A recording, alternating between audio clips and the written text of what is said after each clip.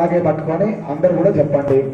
శరణాగత దీనార్థ పరిత్రాణ పరాయణే సర్వస్యార్తి హరే దేవి నారాయణి నమోస్తుతే మత్సమః పాతకి నాస్తి పాపగ్ని త్వత్ సమానహి ఏవం జ్ఞాత్వా మహాదేవి యథాయోగ్యం తథా కురు.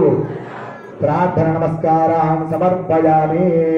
మనం ఇందాక ఓం చివరిలో చెప్తున్నాం ఏమని, స్వస్తి శ్రద్ధ మేధ ఇవన్నీ కూడా మనకు రావాలని. ఏమి రావాలని?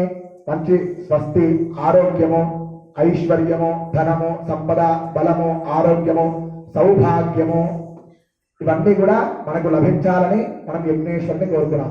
మళ్ళీ తర్వాత ఏం చెప్తున్నాం? అపరాధ సహస్రాన్ని క్రియంతే హర్నిశం మయ దాసోయమితి మాం మత్వా క్షమస్వ పరమేశ్వరి. అంటే పొద్దుటి నుంచి చేసిన కార్యక్రమంలో తెలిసి తెలియక చేసిన ఏవైనా లోపాలు ఉంటే గనక మీ పిల్లలని మమ్మల్ని క్షమించి ఎల్లప్పుడూ మమ్మల్ని